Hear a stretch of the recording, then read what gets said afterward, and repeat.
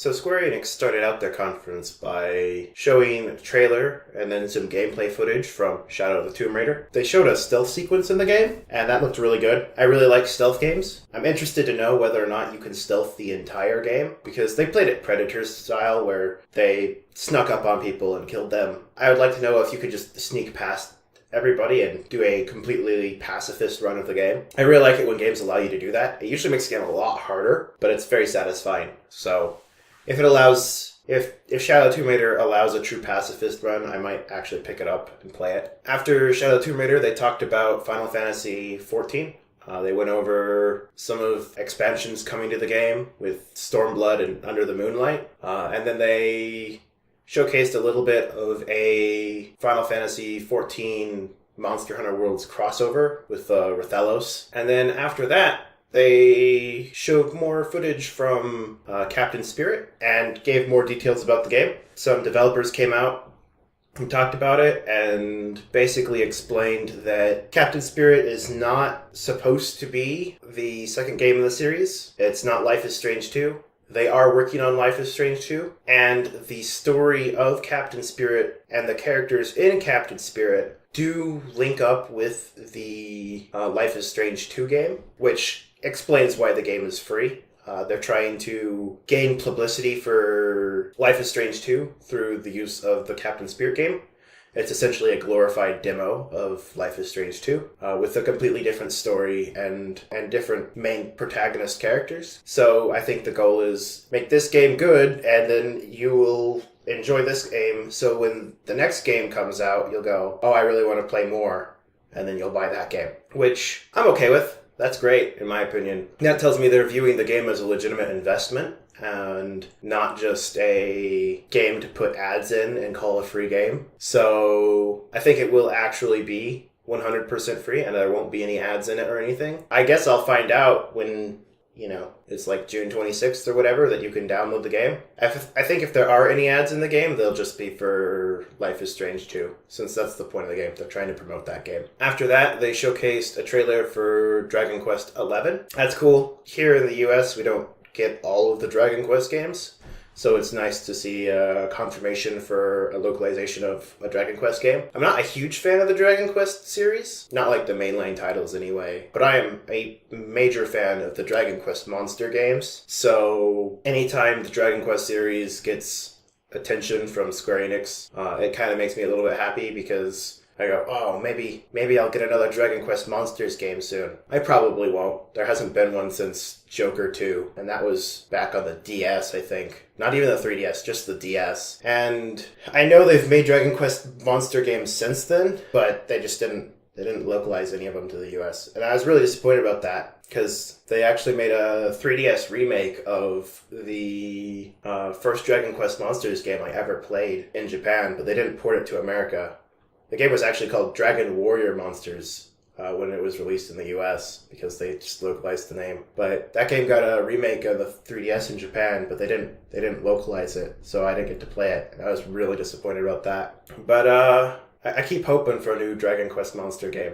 So every time I see Dragon Quest stuff, it makes me kind of happy. Dragon Quest Builders was really good. Dragon Quest Monsters is a great series. Hopefully we'll get a new Dragon Quest Monsters game soon. And Dragon Quest XI might be good too.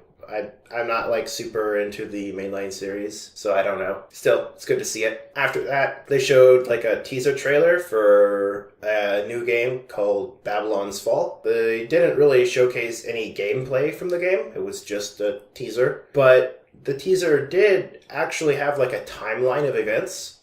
So if you were to pause the video, you can actually read what it says happened during the various points of the timeline, and it actually gives you a pretty good idea of what's happening in the setting of the game. So that's pretty cool. That game is developed by Platinum and is supposedly coming out in 2019, so it's probably going to be a game of note next E3, but there isn't a whole lot of information available for it right now. After Babylon's Fall, they showed a little bit of a trailer for Nier. Basically said that it's getting its definitive edition for the Xbox that comes with DLC that was previously released. They didn't say it comes with all the DLC, but I'm not aware of what all DLC it would have besides the DLC that it says that it came with. Because the DLC that it listed as it coming with is basically everything that the game ever got on Steam. So unless it had additional DLC for the PS4, I think it's basically getting all of its prior DLC. After Nier, they showed a trailer for Octopath Traveler, just to remind everybody that, hey,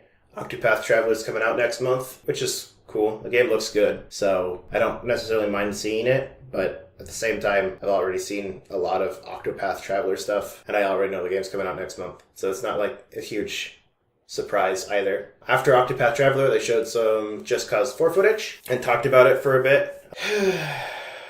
I really don't care about the Just Cause series. The main gimmick they seem to be going with this time is that, like, there's destructive weather with things like tornadoes. And I guess that's cool, but I just don't really care. After Just Cause, they showed a live-action teaser for something called The Quiet Man, but they gave no details at all. They just said, hey, stay tuned for more announcements. So I have no idea what that is. I don't know if that's a game at all. Like, for all I know, it could be, hey, we're partnering with Netflix to make a new TV series. Like, they didn't tell me anything. So, not really excited about that. I don't really know what it is. Don't really care. And then after that, they closed out their conference with an extended cut of the same Kingdom Hearts 3 trailer we saw at the Microsoft conference. It was quite the extended cut. It has a lot more footage than the one we saw at the Microsoft conference, but it does still have all of the same footage from the Microsoft conference.